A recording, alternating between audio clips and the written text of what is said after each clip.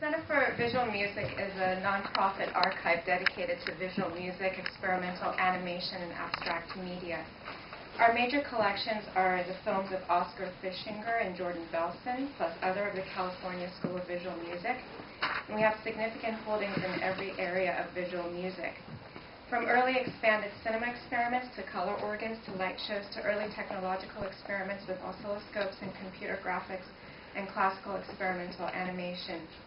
We have the world's largest collection of visual music resources, and our library includes the papers of Oscar Fischinger and visual music historian Dr. William Moritz, plus significant collections of Mary Ellen Butte, Jules Engel, and High Hirsch materials. Our mission includes film preservation and restoration, and Center for Visual Music has preserved some of the most famous and significant films of the visual music tradition by Oscar Fischinger, Jordan Belson, John and James Whitney, Charles Dockham, Harry Smith, Jules Engel, light show films, and many others.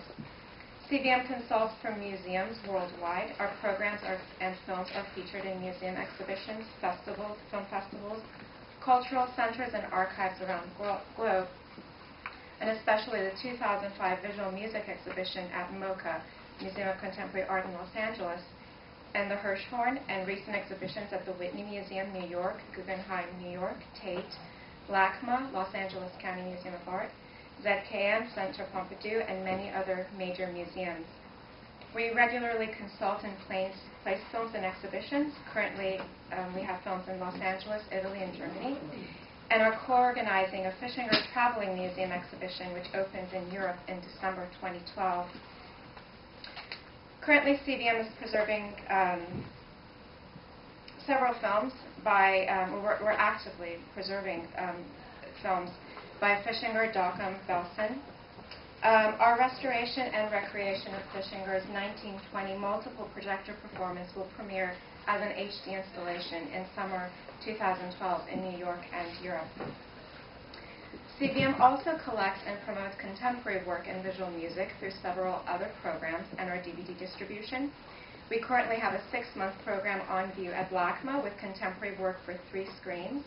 We produced DVD compilations recently for Fischinger, Belson, and our Jules Engel DVD is forthcoming with HD transfer of preserved films. Later this fall, Richard Bailey DVD. And we make compilations accessible through our online store. And lastly, CVM was hired to consult with Terrence Malick on the recently featured film Tree of Life.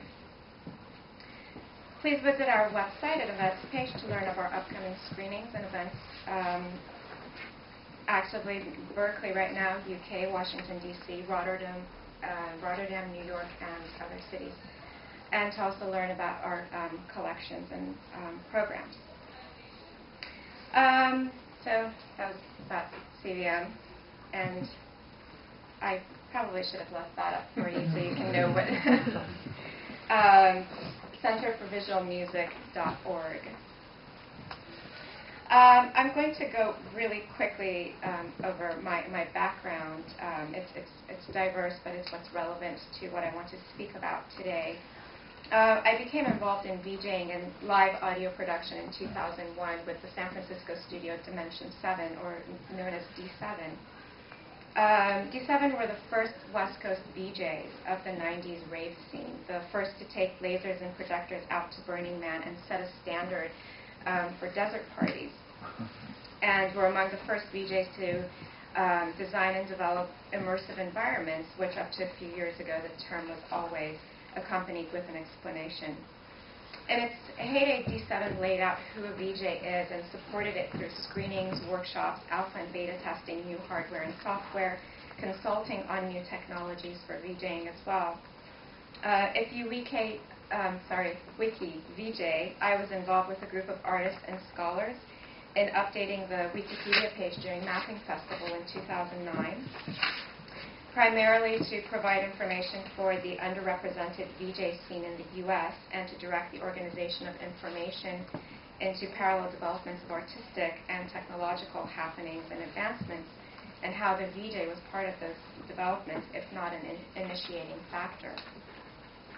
My book, VJing, Art and Technology of Live Audio Video, you can find that at vjbook.com, was published in 2006 and provides a global snapshot of some of the most talented VJs active worldwide, and provides interviews, technology timelines, and essays about the different influences and activities in various cities with strong VJ scenes. These are just some old shots from our studio and events we did. What is VJing? VJs are the red-headed stepchild of visual music. Generally speaking, VJs mix video, live, and in synchronization to music. Some VJs work with DJs, DJ-VJ sets, and other times they're hired individually. In that case, the VJ follows the DJ. Visuals are enslaved to the music. VJs have it better these days with audiovisual acts becoming popular. Do VJs create visual music? Yes and no. What I'm going to focus on today is really against the desires of many, and will yank VJing out of this miscategorization of live cinema and cinema in general. I'll explain later on as I progress, and will offer a new perspective and timeline on VJing, and hope to find its right place in the history of visual music. I'm not going to go too much into this. Forgive me, I'm trouble with names. Our first speaker got into Kandinsky and kind of laid out history with Kandinsky and Fischinger and onward. But we're here to further understand it, and as many, I'm sure, presentations and performances will demonstrate, visual music has taken many forms through the development of new technology, as well as new means of experiencing media. And generally, I like to step back and clarify beginnings and branching points to identify what comes next, specifically for VJing and live media. Oscar Fischinger is the most important and influential filmmaker in visual music. He produced over 50 short films and 800 paintings, and is recognized as the father of visual music and grandfather of music videos. Some even go further, the great-grandfather of motion graphics. His films and paintings we're all very familiar with. These scenes, they're everywhere in collections and for visual music. And of course, let's take a step back. There's Kandinsky's work. Of course, Fischinger steadfastly denied to have been inspired by Kandinsky, and he maintained that his inspiration was Paul Klee. Of course, at the Bauhaus, Paul Klee was Mohenaj and Kandinsky's students. So it's really, there's still a clear line there, but I'm not going to get into who his sons to or not. It's a different argument. There's a quote by Kandinsky that I really like. Just as music with words has already existed for a long time, song and opera, as well as music without words, purely symphonic music or pure music, likewise painting with and without objects has existed. So to use the trope again, Kandinsky is the grandfather of abstract art, and we know he painted music and through various elements that depicted rhythm. You know, he had horses, church bells, rowing, whistles, these elements. I'll just kind of skip over this part, but I have his compositions between 1911 and 1939. I have here 2, 3, composition 2, 3, 4, 8, and 10 at the bottom. So there is this tradition of visual music without sonified music, and there's other artists that followed in this path. So here's Man Ray's Symphony Orchestra from 1916. Georgia O'Keeffe, Blue and Green Music, 1919. And Paul Klee, this is Ancient Sound, 1925, and New Harmony, 1936. For others, however, painting falls short. Music is a time-based medium, and musical compositions unfold over time. And so we get Thomas Wilfred's color organ and the Clavelux and his visual music piece, the Lumia. Many early visual music films, as well as, actually let me show you, pull this up, follow the tradition and concepts of Kandinsky's paintings, they were silent pieces, where the forms and movements of the piece were treated as equivalent to musical elements to build composition, and where their composition would create visual music, as in music you saw, not heard. These pieces are early forms of interactive art, where the viewer's part in the piece is necessary for its completion. And with the Clavilux, it has a remote control. It needs you to perform the visual music, to interact with it.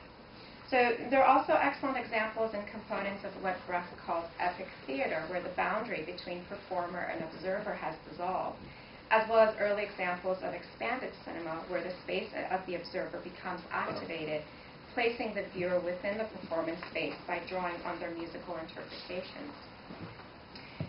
Additionally, given that each viewer will have a different variation of perceived music, these pieces are also significant towards establishing live media, where viewers and participants create meta-narratives in addition to the narratives of the artist of record. Today, this is furthered through the various media, such as smartphones, also at the disposal of the audience, concurrent with their experience in a mediated environment. I'm still 7 decades away from VJing and 20 minutes. Time span in between the 20s and the 70s. Many make a jump from Fischinger and Wilfred onto Brakhage, Live, Nelson, and the like, then 60s light shows, then the late 70s New York City clubs, early 80s, TV installations, and now June Paik, some throw in Bill Viola, and then 90s Ray C and VJ.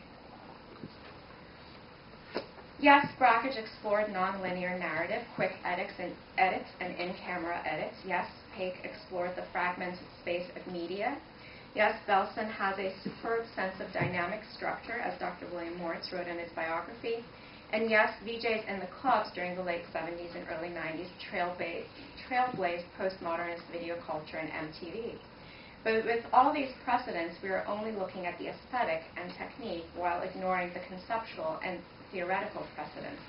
There is a shift in medium, intention, environment, narrative, and aesthetic. We can't draw a straight line. Of course, in the limited talk, I can't outline the whole history, but I'll make a proposal for consideration. So this is how a lot of people have just gone from experimental visual music films to live cinema to live VJing. As part of our understanding of visual music, we are institutionalizing it. This is a good thing and a bad thing if misinformation is propagated. And there's quite a bit of misinformation within visual music history. And I always recommend consulting with CVM's archives to keep errata at bay. But I'll keep my focus on the misunderstanding of VJing. While working on my book between 2002 and 2005, I realized this process of institutionalization began in Europe pretty early, 2000, 2001. And in the U.S., it's only begun in the last 5 years or so with a strong focus on technique and aesthetic. And I haven't really seen much discussion in coursework on aesthetic either, and it's generally treated as free expression. South America, particularly Brazil and Argentina, has also seen a rise in teaching VJing techniques at school in the last 4 years. And in Japan, there's been a decline, where VJing was very popular between 2000 and 2006, and it was starting to get into the schools. But it's actually kind of died out, and Japanese VJs have, they were among the first to do 3D visuals there. But now they've adapted their skills to live media works. And I'll show my videos all at the end when there's time. I want to kind of make my points first. But I'm going to show you a piece called Kagemu. In the early 2000s, Holland emerged with many artists and theorists leading the institutionalization. Among the notable scholars and theorists writing on the topic of new media is Lev Manovich in his book, The Language of New Media, where he frames new media within cinema theory. And this was highly influential for European VJs and new media artists working with video. But the problem that came from this was that visual music was primarily being discussed in the context of film and cinema theory because it is a screen-based medium. This doesn't apply to VJing so much.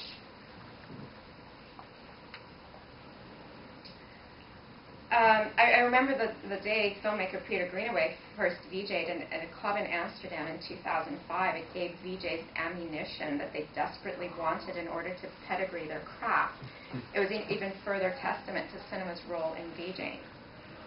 Unfortunately, this misreading led to a jump in concept. VJs, in an attempt to create a valid and justified history for what they do in the club environment, latched onto the cinema theory and erroneously framed VJing within live cinema. So misguided lineage was created: experimental visual music films, live cinema, VJing, and somewhere in there again people would throw in the light shows because it was just, from the 60s, it was too big and important to leave it out, with liberal dose of synesthesia thrown in here and there. There is no synesthesia with these artists. It just sounds good. This is generally accepted, and not many really have bothered to look at other lines of influence or to offer a more accurate timeline, even if timeline is the correct word to use. So what is live cinema? I'm going to actually jump over to the internet, and live cinema is strictly audiovisual with generally a passive audience, and the light surgeons are a contemporary example of true and excellent live cinema, and for some reason this video, which was here last night, is not here today. Because I'm not connected. Well, can I connect to this one? No? Oh, it's down? Okay, well, then I can't show you any of those videos unless I do it on here later. So that's okay. I don't need that right now. I can just compile and show you at the end.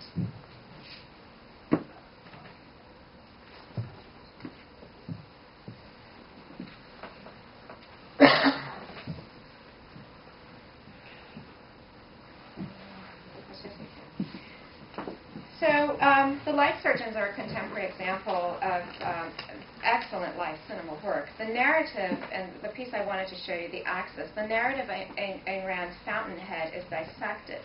The image is three-dimensional in time and space. Though the visuals are spatialized, the narrative, however, is still internalized and confined to the screen, with the audience in a passive and traditional cinematic relationship to the screens. And the artists are editors, not performers so much, especially since they remain silhouettes behind their screens. There's nothing wrong with this work. It's, as I said, it's exceptional work. The problem is that this was never VJing, and VJing was never that. VJing is not the passive live cinema. Surprisingly, many current live cinema artists who at some point identified themselves as VJs and their craft as live cinema are now distancing themselves from VJing. First, they categorized VJing under live cinema in order to pump it up.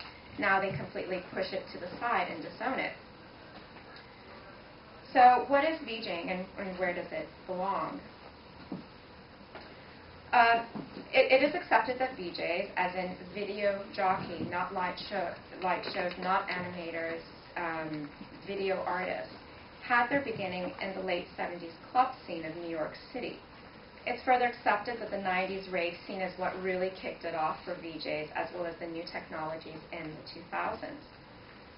As I mentioned earlier, to develop a history for VJing, it has primarily been viewed aesthetically and technically. What about concept and theory? What I propose for VJing are a number of very exact historical references. First is Fishinger's, and by the way, forgive my, I'm bilingual, but the other language has nothing to do with anything that uses Roman characters, so I will butcher every word. Raumlicht music, so room for light and music.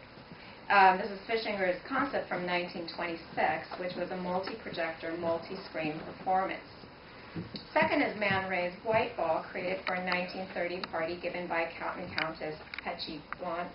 All party guests were dressed in white, and Man Ray and Lee Miller projected tinted films by Georges Méliès on them while they danced. This, according to Nicole Brenet, constitutes the French origins of VJing. Man-Ray's image-making experiments are closely tied to his involvements with Dada, and I really would have liked to hear at some point in VJing someone mention Dada. For the Dada, World War I had destroyed the hopes of the moral advancements of humanity, and mechanization and industrialization had created a rational way of thinking and acting, which the Dada artists believed led to war. So they opposed anything that was bound with rationale, including art and traditional notions of aesthetics. Dada was nonconformist. They were anti-art, anti-rationalization, anti-institutionalization, and so on. In other words, they were anarchists, and within the mode of thinking, they opposed and deconstructed the most rational and linear human construct, language and text. And I would play you Schwitter's Sonate here as this example of really breaking down language to primary sounds or sampling language pretty much. They also broke apart image into collage and deconstructed codified space, how we are positioned and behave within space at given moments. Heavily influenced by the theories of the Dada, where the letters and the situation is international. Perhaps the one slogan that best brings their relevance to light for any art is, "Our ideas are in everybody's heads, and one day they will come out." To illustrate situationist concepts and ideas, let's jump to 1991 and the first Persian Gulf War. I'm actually going to, I need to show you this one. From Emergency Broadcast Network. How many of you have seen this? Okay. Most of their stuff is on Joshua Pearson's website, but this one's not.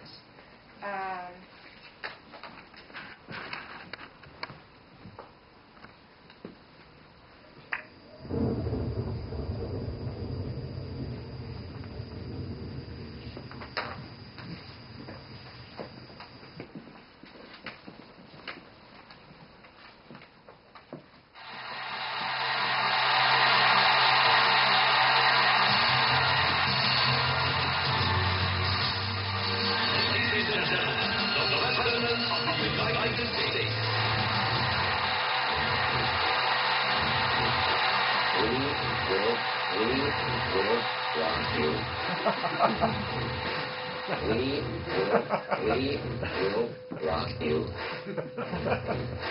Some may ask, why rock out now? The answer is clear. These are the times that rock men's souls. I instructed our military commanders to totally rock Baghdad. And I repeat this here tonight. We will rock you. We will rock you. We will. Well, I think that we just had another satellite cross paths. Left bar, that's the sound of videotape TV. Wow. We will rock you. Let me say to everyone listening and watching tonight, may God continue to rock our nation, the United States of America.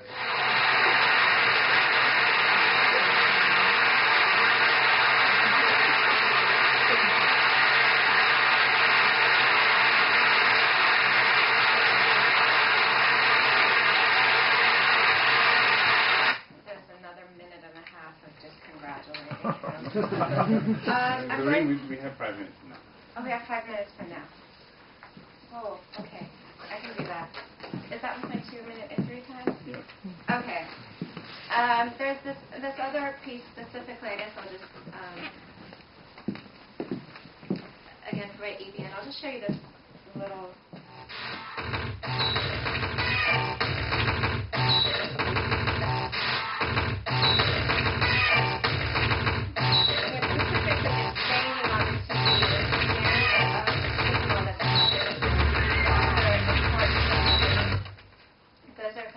The actions. The other piece is cold cut timber. I'm not going to show that. I might be talking.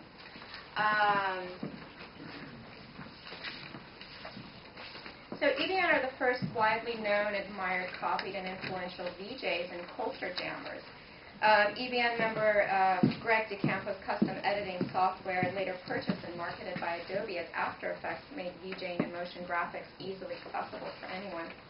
On the surface, what they did was use the visuals to make music. In concept, it is very much the same as Schwitter's Sonata, with a deconstruction of meaning through sampling smaller sound bites. This EBN examples, as well as hexatic and cold cut timber, theirs is from '97. What these examples show are not only a repurposing and sampling of audio and video for creating visual music pieces and aesthetic treatment, but also repurposing of professional equipment intended for commercial products for the dissemination of politically charged ideas, right in line with the Situationist International's concepts of détournement. The rave culture of the '90s was about culture jamming and détournement with snarky twists on commercial products for the rave flyers, and I'm going to show you some of my favorite ones. New improved rave formula bounce. I think this is Cascades of Detergent. So again, it's taking popular culture and completely twisting the meaning on these.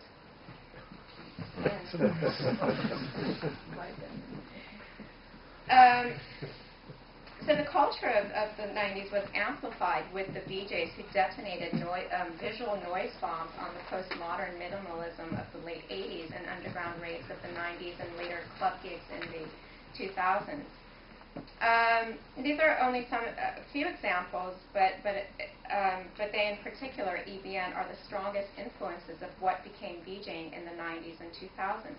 Not so much the music videos that were played in the New York City clubs in the '70s and '80s, not the liquid light shows prior, neither Nam June Paik's fake video installations, though I do have a lot of respect for all these precedents. So it's really experimental visual music films. This is the timeline that I proposed for VJs. However, VJs no longer use video or film, but a range of media in a live setting. This is a key identifier of where VJing has moved into the last 3 to 4 years, what I call live media. Opposite to cinematic performance, visual artists work with an assemblage of media, organic and non-organic, using smartphones to connect with MIDI or Max MSP and custom software, using mobile devices among the audience, unscripted and organic, where the audience become performers. Some choreograph their own bodies into their performances, as well as analog instruments and apparatus, puppets, and of course film and video. Therefore, I propose live media as this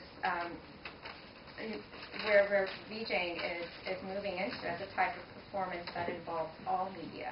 The base is audiovisual with added layers of digital, organic, mobile, interactive, and phenomenological. The specific characteristics that set live media apart from live cinema is that narrative is spatialized into real space beyond the screens, primarily because live media activates the audience, which breaks the boundary between performance space and spectator space.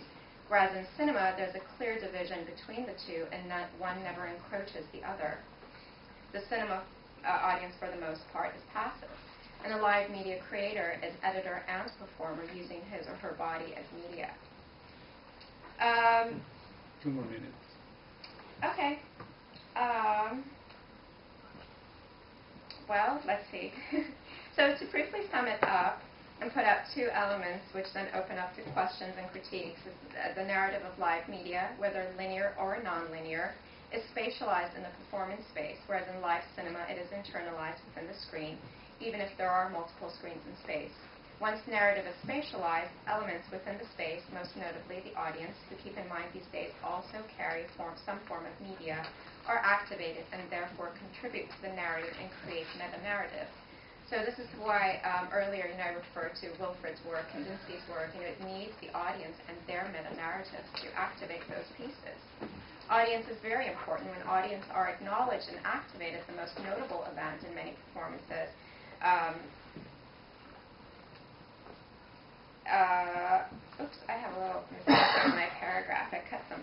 But questions that arise in live media performance are, how can interaction between audience and performance become organic? What elements contribute to the directing of the audience without having a script? How does narrative play a role in self-directing of audience? Narrative as an active and a secret tool. Do each form of media carry inherent narratives? What are they? How are they employed? And so on and so forth, or as a joke among graduate students, these are all dissertation topics.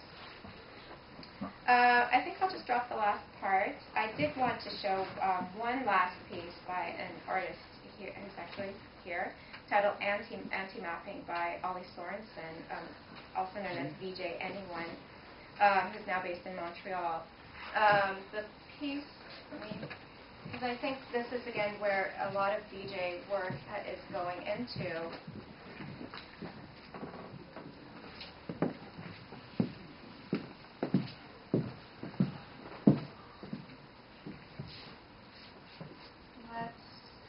Is this video fine at the bottom here?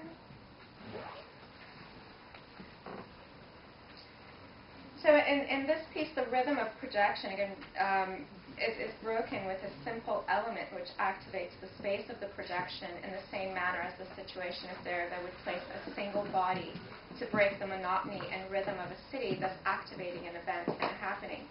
And surprisingly, this piece, coming from someone with a VJ background and understanding really these concepts of VJing, is anti-VJing and breaking the concepts of VJing and its own techniques. But the other, can I show one piece? The first piece I wanted to show. Again, this is an example of the Japanese VJs that have moved into these more interactive live pieces. So they're employing the same.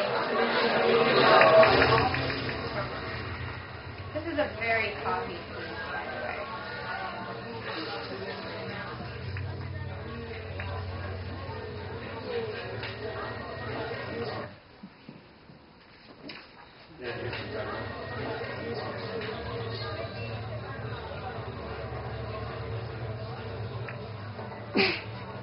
But I guess to sum it all up, I just wanted to note that the history of, in the history of visual music, VJing shouldn't be thrown to the sidelines. It's informed by a rich history, and it's leading to new technologies and new concepts a lot faster than it can be documented.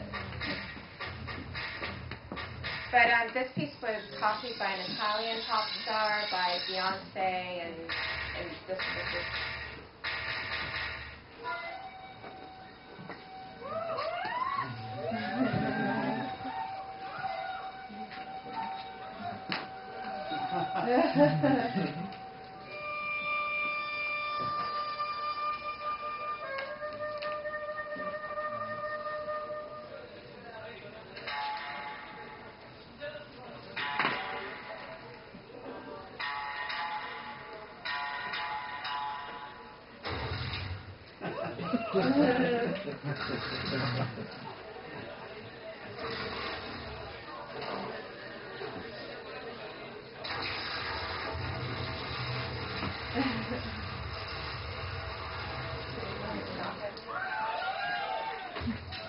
So there's just many more variations where the audience actually become involved in the production of the audio and video, and this is kind of the tradition coming out of VJ.